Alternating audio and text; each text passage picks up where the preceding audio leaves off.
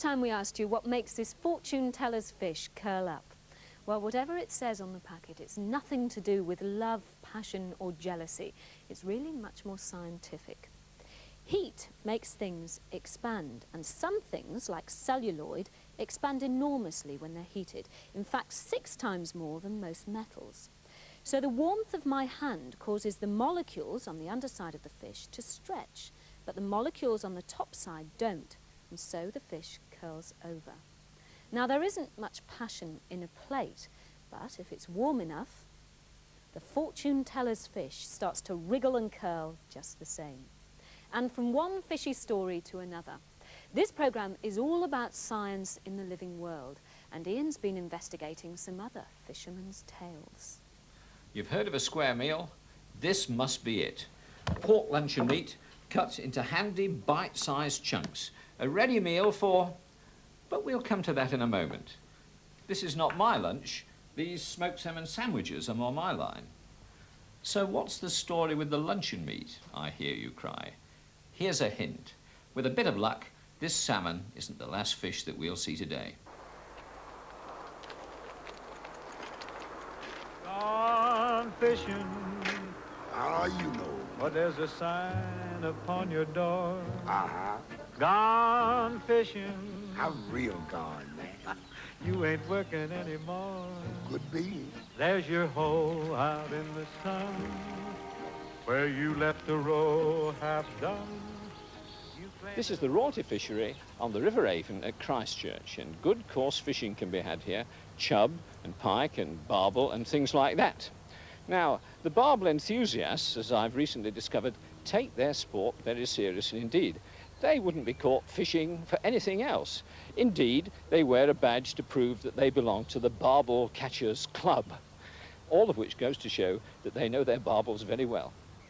Ray Walton is a barbel enthusiast and as complete an angler as you would wish to find. And it was Ray who first got wind of a distinctly fishy story. Diary entry, 3rd of September 1986. While unhooking a barbel caught on the royalty, I noticed something unusual and very strange. After examining the mouth of the barbel for hook marks, I found that one of the rear barbules had a growth protruding from the back of it. At first, I didn't think too much about it. Well, Ray, what do these fishers use the barbules for? Well, they're actually sense organs which are used for touch or taste. That first fish you caught had an extra barbule. Yes, it had 5, but all the textbooks say they should only have 4. And more recently, we're catching them with 6 or even 8. What are you using for bait? Pork luncheon meat. This is what a normal fish looks like, with 4 barbules, 2 on each side. Here's what a 5th barbule looks like, growing from the base of an ordinary one.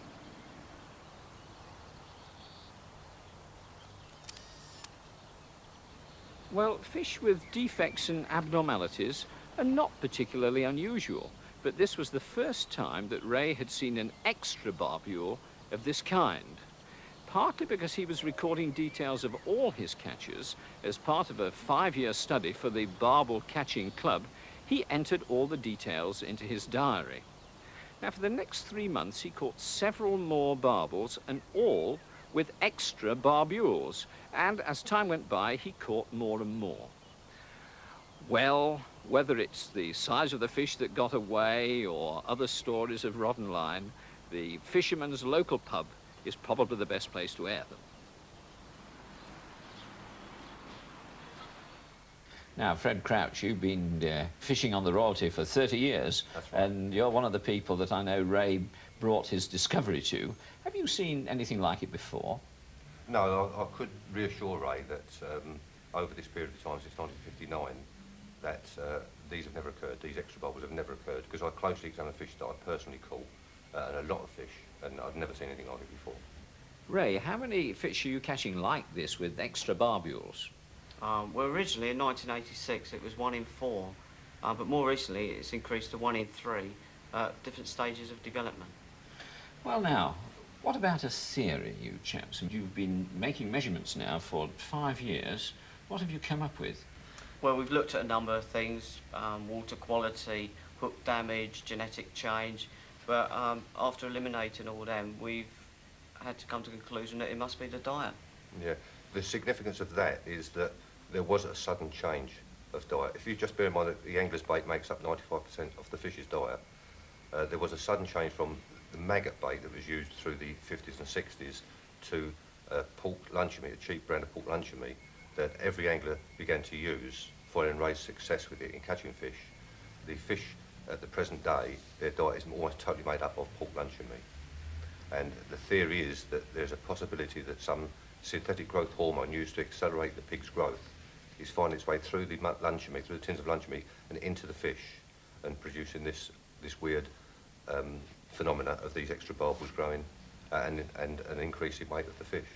So how much pork luncheon meat are they feeding on then? Well, we estimated in one season alone that between July and October, because it doesn't open on the very first day, there was about 1 tonne of luncheon meat went in to be shared between the population of barbel that are in this fishery. Ray, do you agree with the luncheon meat theory? I do agree, because I have been keeping records throughout the years. In 1986-87 there was a dramatic increase in the weight of the fish from the previous years. And that's when you started feeding them large quantities of pork luncheon meat? That is right, yeah. Well, it's a very interesting theory and also rather a worrying one. Yeah, I think you're right there. Ray and the other fishermen wouldn't describe themselves as scientists, but they've taken a scientific approach. Observation, measurement and collection of data, followed by thought about a possible theory. Scientists work in just the same way. As yet, there is no official theory. A full scientific experiment would be needed with fish on different diets in order to establish exactly what the cause is. Of course, you don't eat barbel, you always put them back. How would you like one of my salmon sandwiches? Well, thanks, Ian. But actually, I'm a vegetarian.